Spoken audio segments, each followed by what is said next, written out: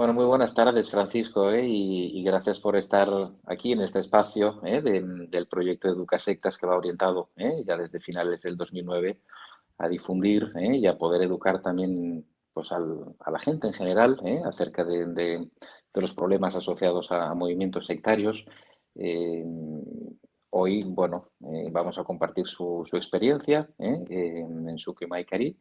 Creo que es un grupo del cual pues no se habla mucho realmente, hay escasa información y, bueno, quizás para quien nos esté viendo hoy, que usted mismo pueda introducirse y a partir de ahí pues vamos dialogando en base a la experiencia que yo he tenido también con exmiembros de esta misma organización, pero sobre todo a partir de su propia experiencia, Francisco. Vale, Miguel, muy buenas tardes y sí, es con muchísimo gusto pues que voy a compartir un poco de lo que he vivido allí dentro. Explíquenos un poco, ¿no? ¿Cómo arranca su vinculación con esta agrupación? Sí, mi vinculación con Sukio Mahikari se da en el 2001. Yo tenía entre 11 o 12 años en ese momento. Mi abuelo materno padecía de Parkinson y un tío, el hermano mayor de mi madre, lo acompañé en alguna ocasión a que mi abuelo recibiera la luz. Eso es más o menos lo que hacen dentro de Mahikari. Es de origen japonés, entonces pues transmiten la luz a través de las palmas de las manos. Em, y bueno, ahí pues posteriormente mi tío ingresa, ya 3 o 4 años más tarde ingresa mi madre, mi abuela, un montón de primos. Mm. Yo ingreso, pues obviamente para poder ingresar estuve durante varios años recibiendo Claro, porque usted arrancó a esa los energía. 11 años, me dijo, ¿no? Ujú. Sí, entonces estuve varios años recibiendo esa purificación, o kiyome, le llaman ellos en japonés, y ya estaba yo todavía en el colegio, tenía como 16 años, más o menos, y hago el seminario inicial, ¿sí? Ya, Siendo ya. menor de edad, pues soy todavía acá en América Latina.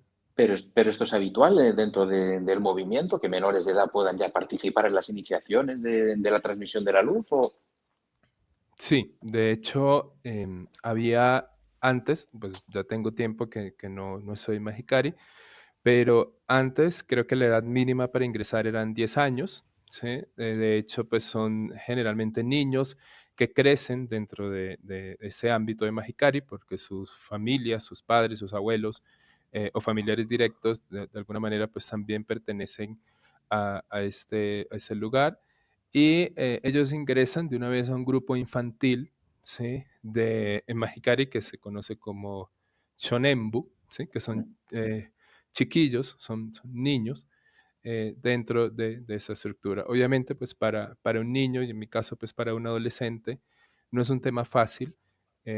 Hay un sometimiento a unos niveles de estrés un poco duros, pues nos colocan un medallón em, que ellos llaman sagrado, que está conectado directamente con el líder de la organización, que se encuentra en Japón. Entonces, pues digamos cualquier atentado o falta de respeto contra este medallón, pues es una falta incluso contra Dios. Entonces, pues hay cuidados como que pues no se puede retirar en todos los lugares, mucho menos en el baño. Debe tener un lugar dispuesto y purificado para poderlo retirar del cuerpo. No se puede ir a la playa, piscinas. Entonces, pues siendo niño es un tema complicado. Si se te sale de la ropa cuando estás durmiendo y roza la cama o pega de la cama, ya has cometido una falta, no solo contra el Omitama, sino contra Dios en general. Entonces, los niveles de estrés son muy fuertes, sobre todo cuando se es niño, cuando se es joven, y además, pues por la elasticidad propia de los niños y correcto. los juegos naturales pues, que se tienen, y también en los adolescentes. Ya, Entonces, pues, pero tal como nos lo explica finalmente, es toda una cuestión, una mecánica muy dirigida a ese control del comportamiento, ¿no? Donde al final uno ujú, tiene que estar muy pendiente, ¿no? De lo mitama ujú. y de todo lo que rodea, ¿no? Hasta un punto que entiendo que por lo que usted nos va describiendo, debe ser diariamente de una manera muy minuciosa y muy cuidadosa, ¿no? Ujú. Sí, es muy de cuidado. ese tema.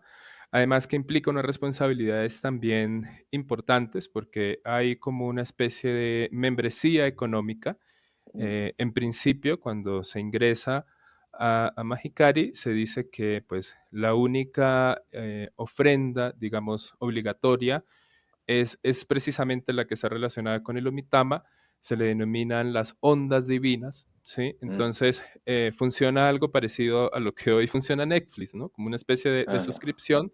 Entonces, pues si no estás pagando mensualmente, estas ondas se cortan, ¿sí? Al Mm, cortarse esa onda espiritual, pues das poder a un entorno espiritual negativo, a unos espíritus mm, que ellos denominan espíritus perturbadores, pues que pueden afectar también tu vida, ¿no? Entonces, pues también digamos, es un estrés adicional mm, eh, que me imagino, afortunadamente, pues yo no ingresé siendo tan niño, pero me imagino que para un niño eso puede ser complicado, ¿no? Vi alguna vez el tema de algunos niños que reunían su mesada o lo que sus mm, abuelitos o sus padres acostumbran a dar. Yo no sé mm. si en España hay esa También, tradición también. también, esas propinas, ¿no? Sí, Esos, sí.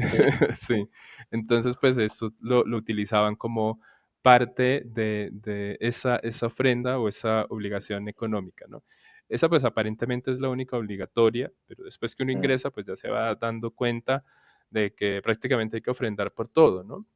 Ofrendar por recibir la luz, por permitírsenos dar la luz a otro, algunas ceremonias sujetas también a cosas que pasan en Japón, ceremonias de mm, otoño, de primavera, incluso en países tropicales como en el que yo estoy en este momento mm, en Colombia.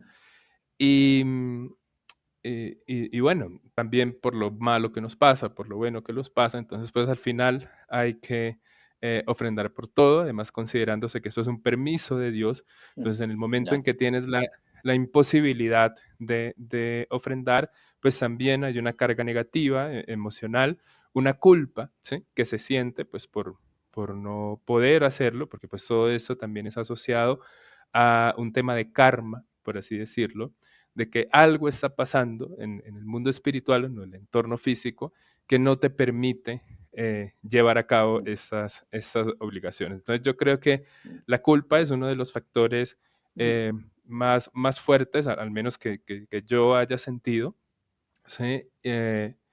Y además que como joven, cuando ingreso primeramente a un grupo de jóvenes que ellos denominan Mahikaritai, ¿sí? Algo así como traducido como grupo de jóvenes de mm, Mahikari. Y pues además de eso, pues también tenía yo unos entrenamientos adicionales. El fundador de Mahikari es un líder autoproclamado, ¿sí? Que dice mm, haber recibido unas revelaciones en Japón y Dios pues directamente se comunica con él, pero ese señor también fue militar, ¿sí? Y participó en algunos conflictos bélicos en Japón. Entonces, pues mucho de su personalidad pues quedó, digamos, impregnada en este tema impregnado. del grupo de jóvenes. Entonces hay toda una doctrina militar también. De hecho, hacemos ejercicios militares o una Mm, forma de entrenamiento militar que en este momento no recuerdo el nombre en japonés, eh, pero bueno, se dan órdenes militares en los movimientos, en las marchas, se viste un uniforme verde militar, se utiliza algo muy parecido a la estrella de David, pero con una mm, esvástica similar a la que se usó en la Segunda Guerra Mundial. Además, o fuimos como los militares también en su momento, la gran maestra, que ella ya murió, y pues teníamos la obligación no solo de, digamos, defender o proteger todo ese proyecto propio de Mahikari, sino también estar preparados marcialmente para un mm, eventual mm, fin del mundo, que ellos mm. denominan bautismo de fuego. De juego. Entonces, pues eso requería unos entrenamientos adicionales. Las vacaciones, siempre en vacaciones había algún evento, ¿sí? Generalmente en sitios de la naturaleza se daban esos entrenamientos marciales, obviamente sin supervisión de nada, sin médicos y sin gente pues preparada realmente para hacerlo. Y además, pues si no ibas o si por cualquier cosa pues no se te permitía ir, eso pues se sumaba a todo ese proceso karmático y se sumaba a la perturbación espiritual porque estabas tan alejado pues de esa misionalidad espiritual que tenías que no se te había permitido ir mm, allí, ¿no? Además, ya, convirtiéndose ya en un servidor marcial de la causa. Entonces, eso creo que es un poco lo complicado mm, de ingresar joven, porque pues es una edad primero en donde te empiezas a formar criterio, ¿no? mm, Entonces, es una edad en donde incluso te planteas qué quieres ser, ¿sí? O cómo quieres vivir ah, tu vida espiritual o emocional, eh, o algunos la reafirman, ¿no? Pues en el caso de los que hemos crecido en una cultura católica, mm, es una edad más bien como para ese tema de la comunión, de la confirmación, mm, pero en ese caso, digamos, no te dan tiempo de pensártelo, ¿sí? Sino que inmediatamente te absorben en ese mundo. Es muy difícil como joven porque empiezas a pensar de esa manera, a hablar mm, de esa manera, te empiezas a creer el cuento y esto te coarta de muchas otras posibilidades. En mi caso, pues fui olvidando muchas cosas que tenía dentro de mm, mi proyecto de vida mm, cuando era niño y adolescente. Algunos estudios extras que uno pudiera haber querido hacer de otros idiomas en el momento o de una carrera adicional, terminas sacrificando muchas cosas dentro de tus proyectos personales, pues para que te quede tiempo de participar en todo ese asunto. De hecho, una de las cosas que recuerdo era en muchas ocasiones pues salir de la universidad y correr al centro, al dojo de Mahikari, a mm, cubrir unas guardias, unas denominadas ah, guardias, porque para que pues, la gente nos pueda entender, ellos tienen todo un sistema de objetos sagrados, ¿sí? Por así decirlo. mm, De hecho, tienen un cuadro sagrado venerado en un altar. Esto produce también muchísimo estrés porque nunca puede estar solo, nunca puede estar sin el cuidado de nadie. Hay algunas enseñanzas de Mahikari que dicen que, por ejemplo, si se llegase a caminar sobre un techo de un local o de una casa que tenga este objeto, pues la persona incluso puede estar corriendo riesgo de muerte, ¿no? Por así ujú, decirlo. Entonces, eso es una situación también de mucho estrés y de mucha obligación, porque además tienes que quedarte en la noche, ¿no? Hay guardias nocturnas que ellos mm, les denominan toneri, y por supuesto, pues las personas jóvenes y sobre todo los varones, digamos, son los más considerados para poder hacer esas guardias nocturnas.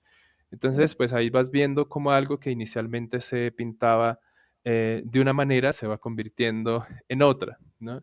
Coercitivamente, de una forma muy ujú. sutil, van quitándote hasta las noches, por así decirlo. Ya ve, ya ve. Entonces, No, no, y eh, que tal como nos lo va describiendo, ya ve, que no queda ni espacio como para ir digiriendo todo lo que nos va diciendo. Yo pensaba que igual también el reflejo de lo que uno va viviendo ahí dentro, tal como nos lo describe, ¿no?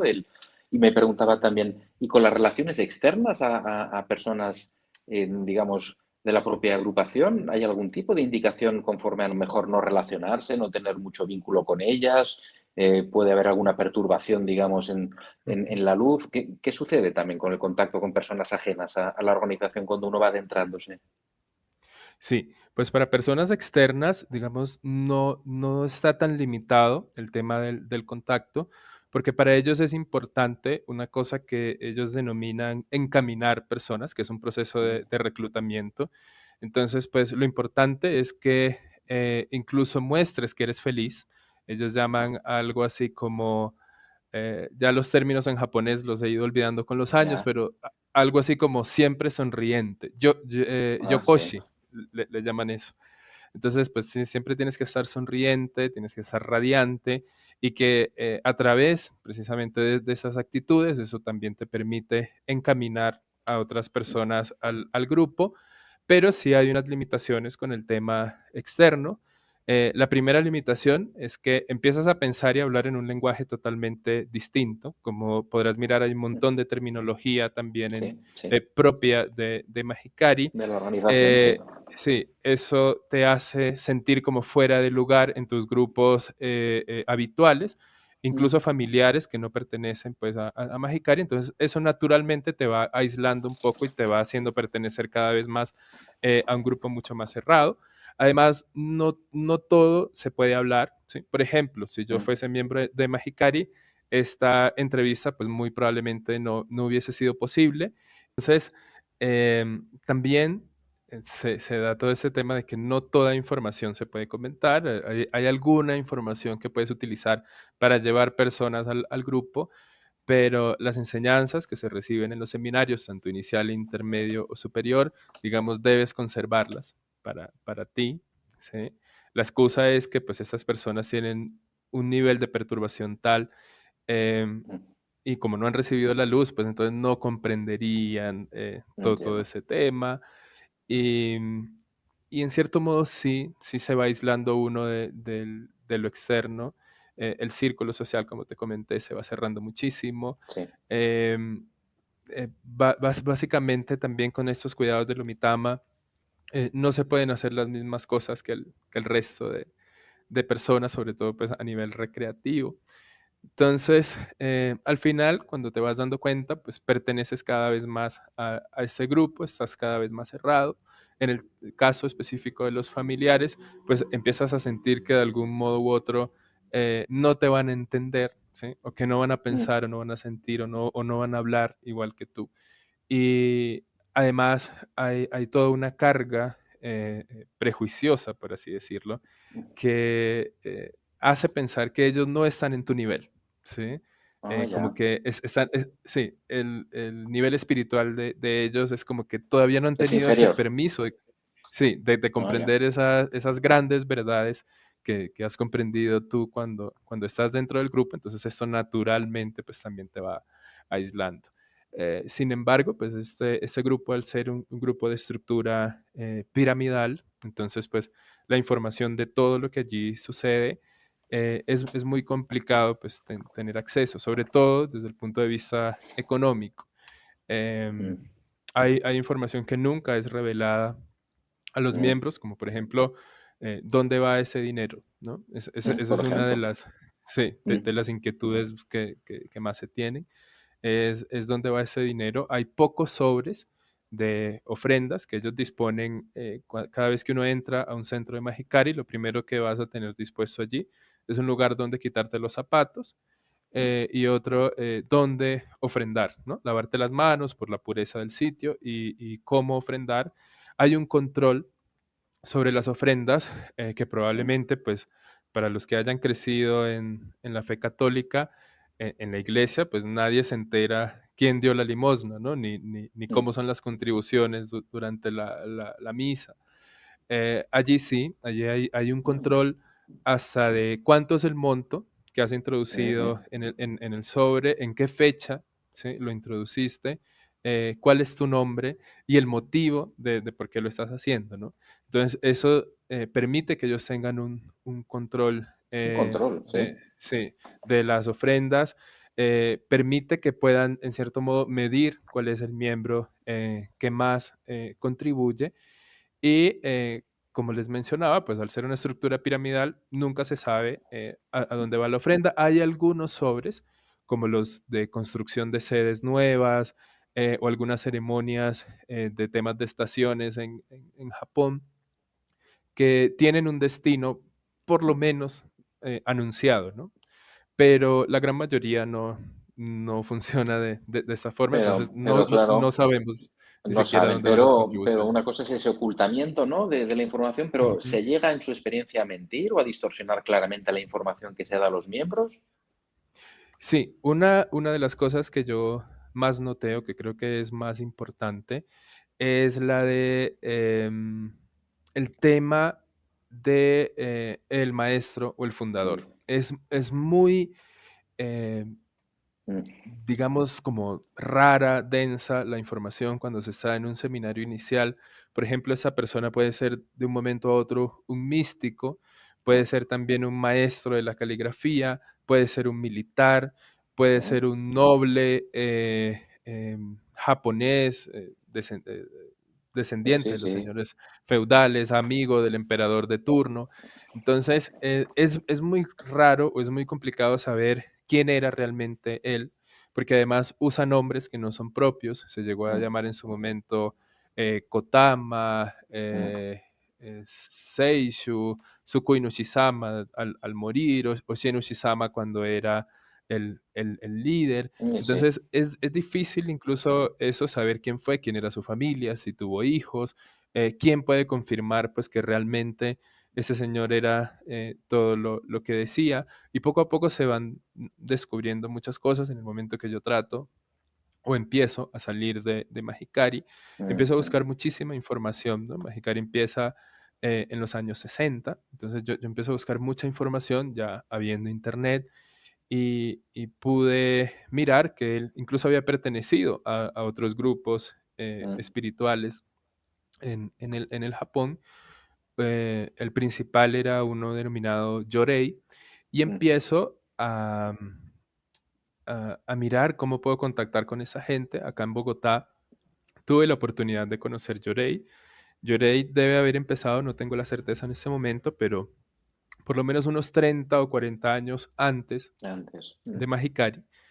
Y fui a la sede de Yorei, acá en Bogotá, fui atendido por ellos y pues allí me confirmaron lo que se decía en internet, que realmente pues él había sido ministro de allí. De hecho, hay algunas fotos disponibles en la que él estaba ordenándose como ministro para que la gente nos pueda entender.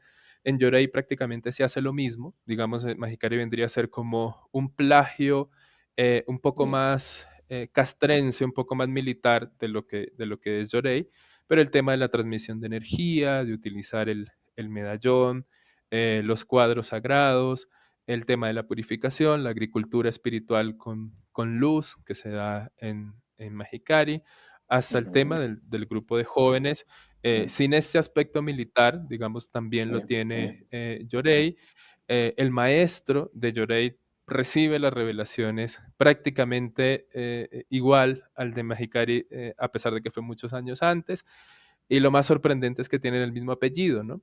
Entonces, hay algunas investigaciones de exmiembros en una página de exmiembros de Mahikari que se llama Mahikari Expuesto, por si les mm, interesa mm, mirar un poco más, en donde incluso se llega a determinar que esta persona ni siquiera era de apellido Okada realmente, mm, sino de apellido Oda, ¿no? mm. Entonces, digamos, mientras más uno escudriña, más se da cuenta Más del ve. oscuro y, del, Sí, sí. y de lo hermético que...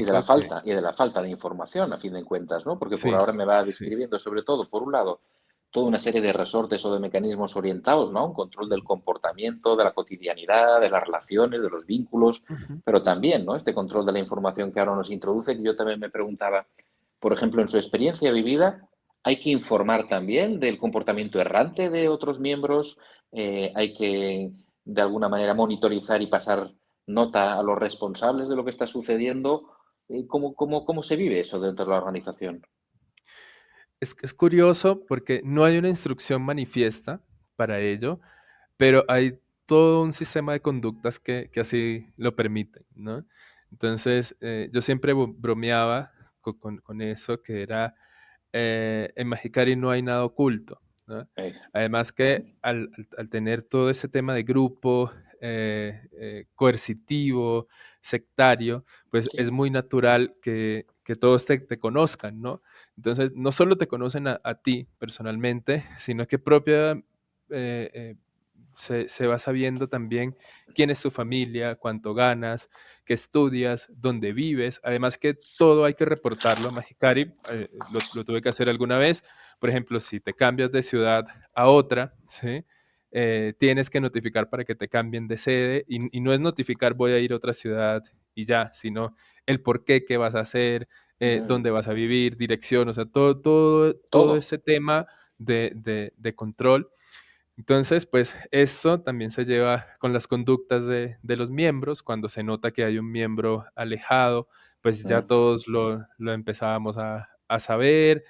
Había uno que otro emisario que iba a Ah, buscarlo o a transmitirle justo. purificación en su Ujú. casa, hacer un proceso de reenganche, Eso, de rescate, por de así, reenganche, sí, ¿no? Que no se pierda, sí, ¿no?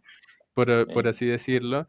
Y por supuesto, hay, digamos, un monitor es como un faro, ¿sí? Que transmite toda la información a los, al ser, y debo insistir en eso, al ser estructura sí, piramidal, que es el director del dojo o del centro. Entonces él a su vez debe ir al centro principal para poder reportar mensualmente todas las situaciones de los miembros. Entonces, digamos que en cierto punto siempre se sabe todo en mm, Magicari.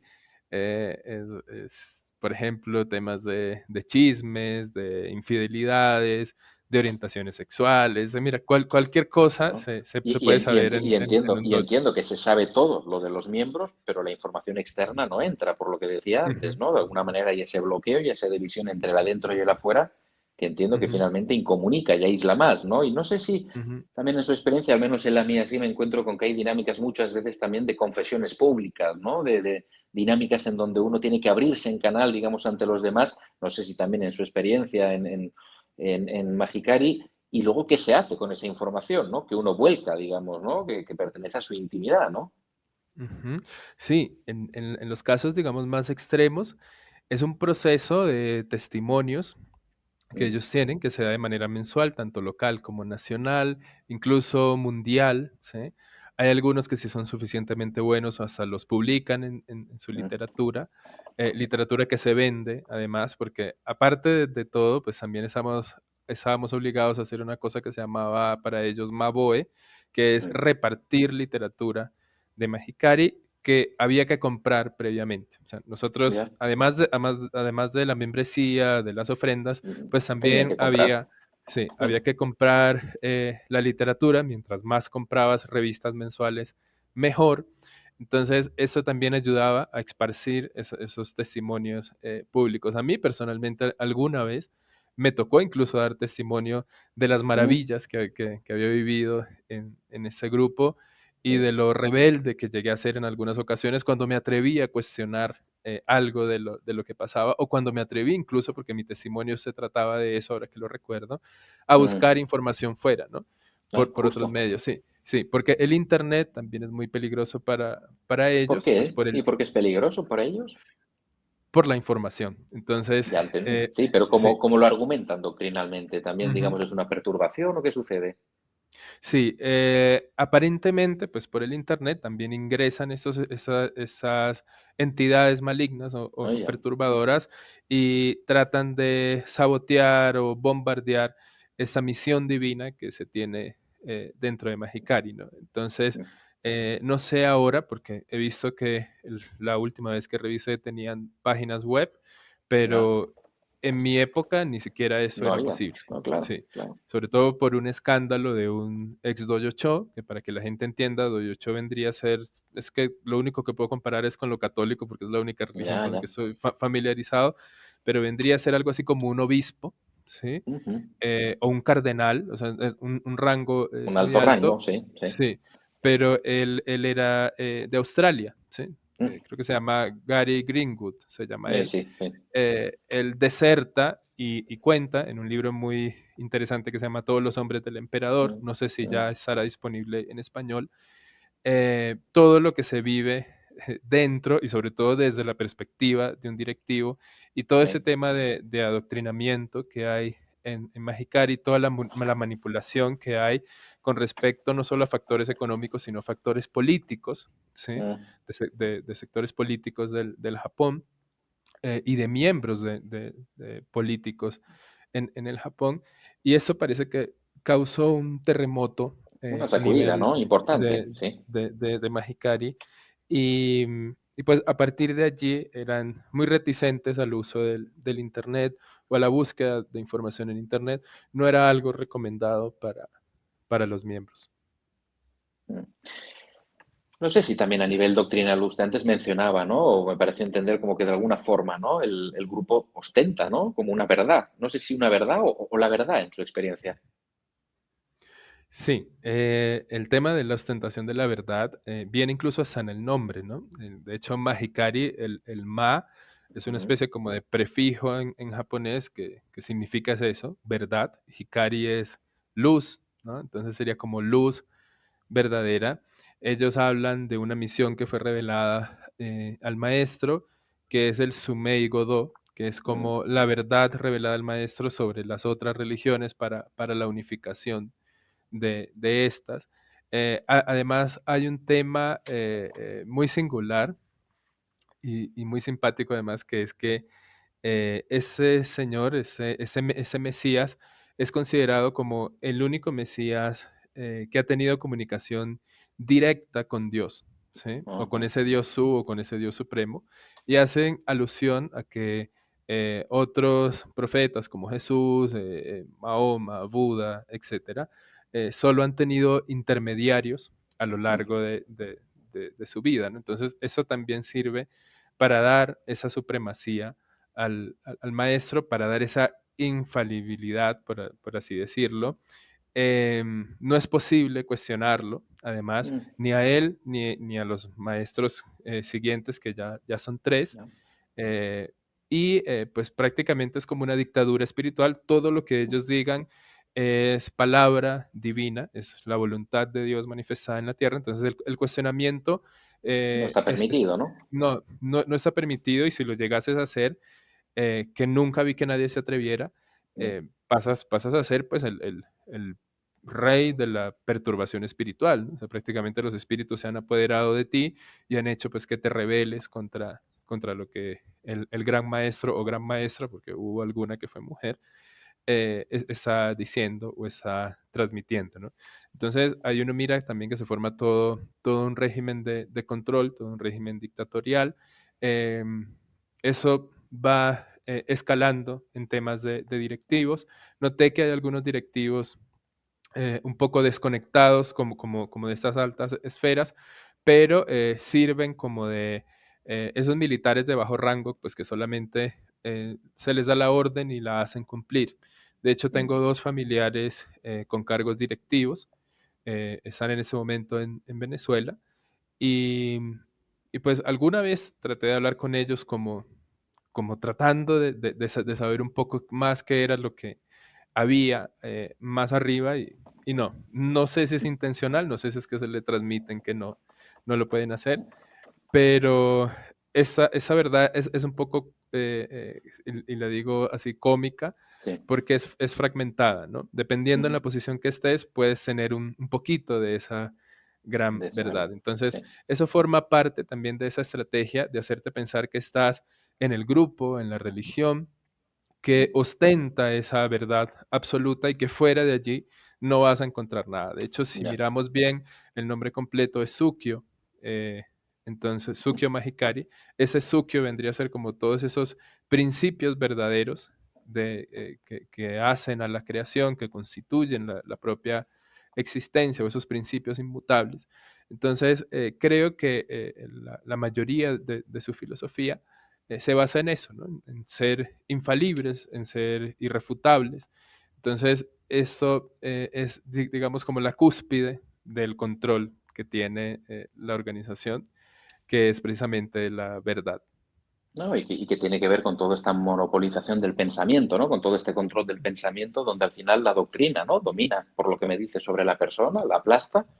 Entiendo que no hay posibilidad, ¿no? De realizar otras prácticas fuera de la organización que tengan que ver con la transmisión de energía u otras prácticas al uso que pueden existir, ¿no? En múltiples, digamos, entornos, pero no sé si también, ¿no? Todo eso de alguna manera cala, de tal manera que al final uno puede sentir que tiene pensamientos adecuados o inadecuados, buenos o malos, en sintonía, ¿no? Con lo que usted nos va transmitiendo, que entiendo que finalmente establece una división muy estricta, ¿no? Entre dentro tenemos la verdad y fuera están todas las fuentes de perturbación e impureza que hay que combatir, inclusive, ¿no? Con esa idea casi de milicia que usted daba antes, ¿no? No sé si lo ha vivido, ¿eh? Toda esta tensión también, ¿no? Interna de lo que tengo en la mente es bueno, es malo, ¿no? Me desvío, no me desvío, y cómo se gestiona eso también dentro de Magicari, ¿no?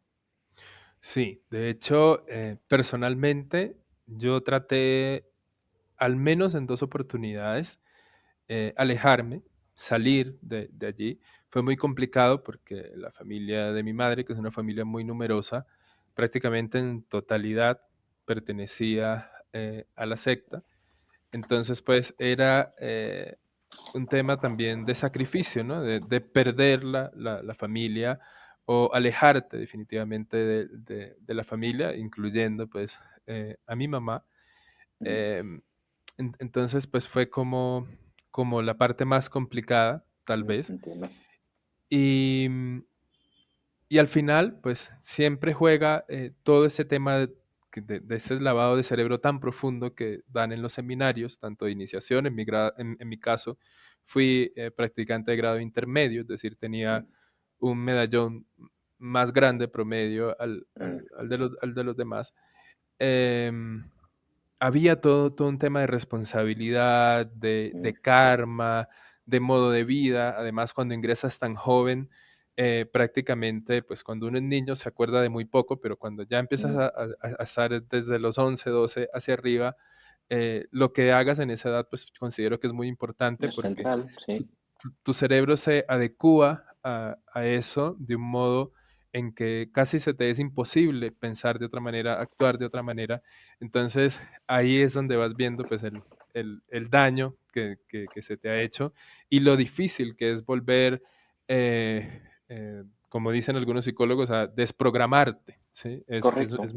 Es muy complicado porque prácticamente no puedes volver a pensar, por lo menos no en el corto plazo, y creo que no debería ser tan fácil sin ayuda, a volver a ser una persona del común, ¿sí? Sí, a Ah, recuperarla propiamente, ¿no? De alguna sí, manera, ¿no? sí, y entrar otra vez en ese proceso de realidad con lo que tienes alrededor, con las dinámicas sociales propias. eh, Te das cuenta también la vida o los años que se te fueron.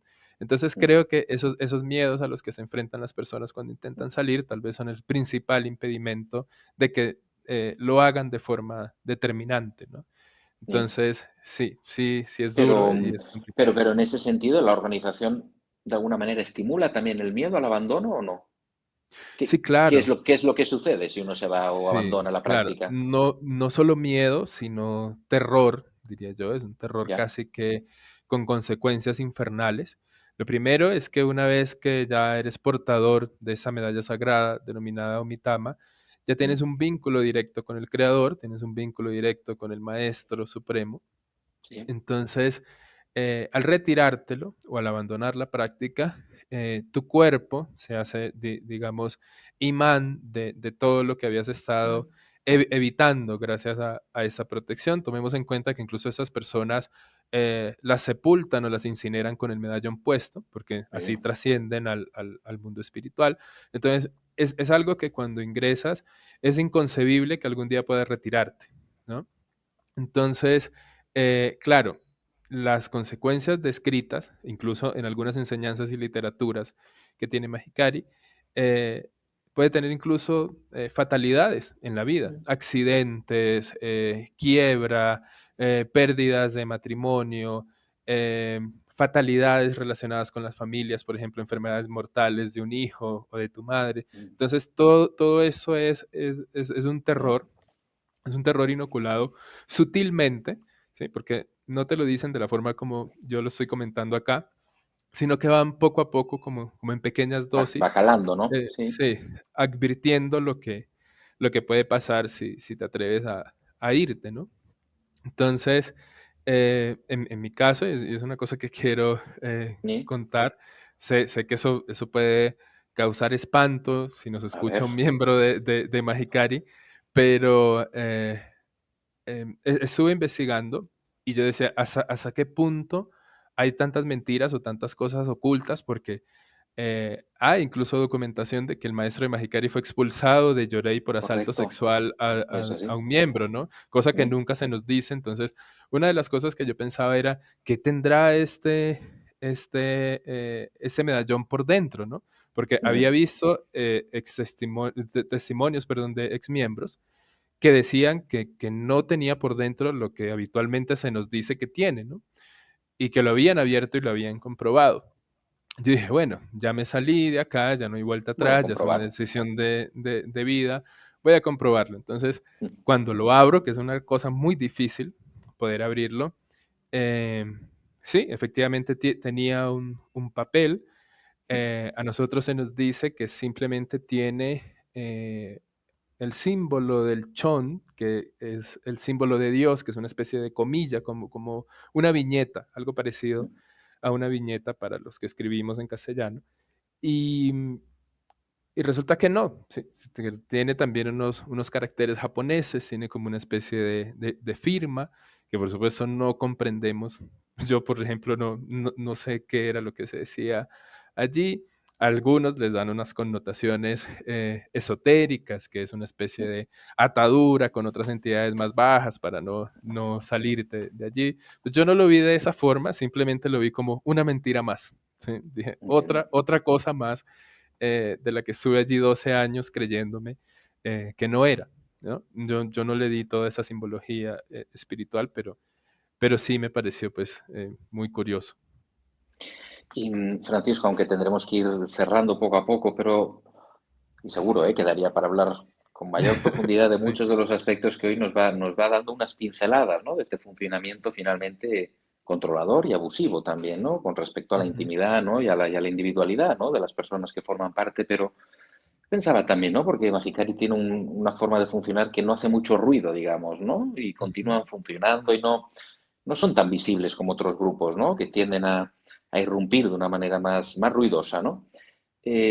No sé en su experiencia también, claro, es otro país, pero el perfil, digamos, socioeconómico de los miembros, no sé, en mi experiencia, la organización tiene un talante bastante tradicionalista, ¿no? De unos valores muy tradicionalistas y en mi experiencia tienen un target, digamos, poblacional como medio alto, pero no sé en su experiencia, digamos, se ha podido observar también, ¿no? Personas o personalidades, ¿no? Que hayan podido quedar también insertadas dentro de la organización y qué uso hace la organización misma de este tipo de personas, si es que lo hace, ¿no? Sí, Magicari tiene, digamos, unas jerarquías económicas para sus miembros. La mayoría de los miembros que pertenecen a clases más pudientes, por así decirlo, se les otorgan generalmente cargos administrativos, hacerse Ah, cargo de los centros de Magicari.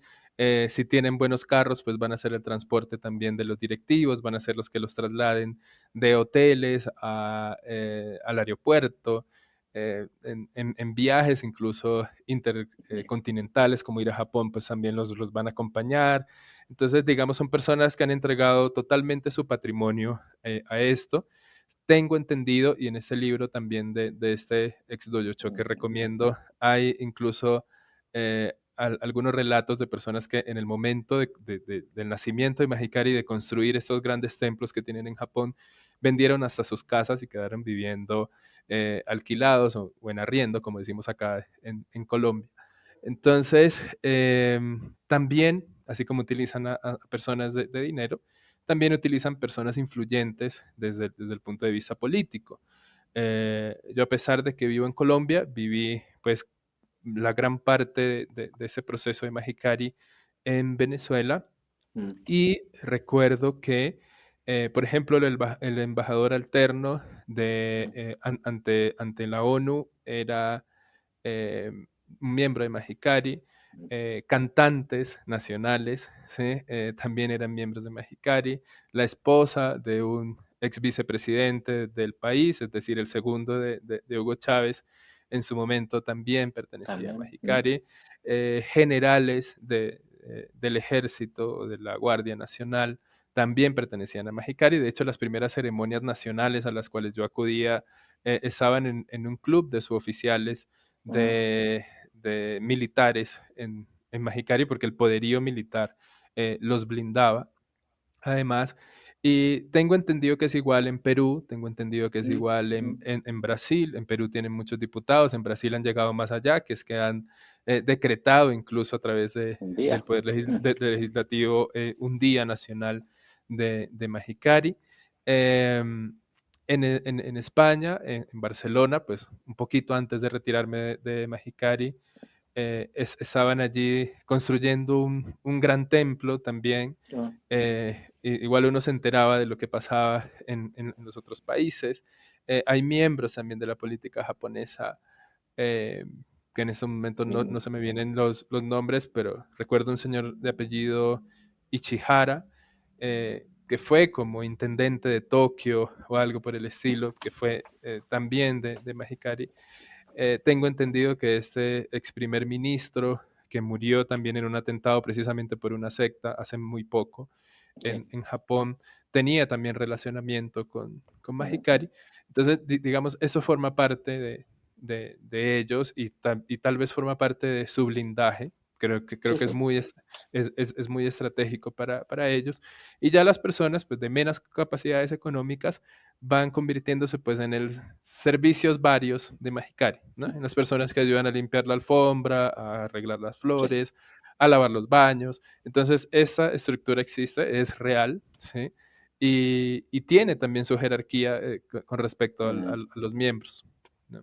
Entonces, pues no es igual la función de un pobre a una persona A adinerada la de una más para ellos. pudiente, sí. Ujú, Y Francisco, ya para acabar, no sé, usted decía antes si algún miembro en activo me escucha, vamos a ver si es capaz o no de poder escuchar, dado el nivel de control, ¿no? Que ujú. existe dentro de la organización, pero aquellos que estén dentro, ¿qué les diría usted ahora, ¿no? Un poco visto, un poco a distancia y con su experiencia vivida, ¿qué podría decir a aquellos que están dentro para que pudieran también, ¿no? Tener unos elementos de reflexión más, más hondos, ¿no? Sí, a los que están dentro, pues es un poco complicado, por no decir mucho. Creo que el nivel de control, creo que el lavado de cerebro es tal que es muy poco lo que yo les Mm. puedo decir, pero sé que hay algunas personas que han despertado también esa chispa de la curiosidad, Ajá. que para ellos es mala, de hecho es símbolo de perturbación espiritual. Obviamente creo que no haría falta decir por qué consideran esto, pero creo que yo lo llamaría a obedecer un poco, ¿sí? Si bien no tienen que tomar decisiones tan drásticas o de una salida inmediata, es bueno que empiecen a investigar un poco más, ¿sí? Mm, Sería bueno que consultaran literatura. Si claro. están pasando por ese proceso de caos internos, de no saber si me salgo, si obedezco a lo que estoy sintiendo o no, creo que es recomendable la búsqueda de la ayuda psicológica. Creo que Ujú. puede ser un acompañamiento útil para ello, pero la verdad, Miguel, es que creo que es muy difícil Entiendo, entiendo. y lo digo por esa familia tan numerosa que No, está sí. allí, es muy difícil. Entonces, mi mensaje prácticamente, o mi testimonio, o el hecho de que nos hayamos encontrado acá, va más bien dirigido para las personas que ya han empezado ese De proceso acuerdo. de ingreso, que ya están recibiendo sus primeras purificaciones, Iniciaciones, sí. sí, que están asistiendo para prepararse al seminario inicial. A esos sí les recomendaría pues que tuviesen mucho cuidado, ¿sí? Que se lo pensaran muy bien, que consultaran con sus amigos Mm, más cercanos, con sus familiares, qué tan propicio o cómo lo ven. Siempre sería bueno tener una segunda, tercera, cuarta opinión. Alguien puede incluso conocer sobre este tipo de grupos y dar una advertencia. Y también les diría, cuidado con los niños, cuidado con los adolescentes, porque mm, tal vez son los más frágiles y son los más mm. afectados cuando se sale de allí. No es igual un adulto que haya vivido 4, Sí, 40 años, 50 años fuera de la secta y pues que pasa 5 años y se sale, a una persona que ha crecido con todo esto y que ha digamos, adecuado su vida para vivirla en pro de eso, ¿no? Entonces, a veces no puede darse uno cuenta el daño que recae sobre ellos, ¿no? Y todo el tema de culpa, todo el tema de miedo que sí. ellos van a tener, y creo que es una edad muy bonita, ¿sí? Que se debe disfrutar y no dañarla, no mancharla de esa forma. Estupendo, pues muchísimas gracias, Francisco, por compartir, su experiencia y ofrecer también este testimonio que, desde luego, también en mi experiencia para las personas que están como militando muy activamente es difícil, ¿no? Poder abrir la mente y muchas veces es un cúmulo de pequeños clics que se van acumulando y que permiten, ¿no? Aunque sea a veces a escondidas, ¿no? Buscar, contrastar, ¿no? Informarse, educarse, que es un poco también el objetivo, ¿no? De esta plataforma, el poder, ¿no? Diseminar y compartir, ¿no? Experiencias y conocimientos para que las personas puedan tomar, ¿no? Unas mejores decisiones y sobre todo no precipitarse, ¿no? Y no quedar atrapadas o arrastradas por esta suerte de dinámicas. Bueno, desde ya nuevamente muchas gracias, Francisco, y posiblemente pues tengamos una segunda vuelta, y ya seguimos conversando. Muchas gracias. Bueno, muchas gracias, Miguel.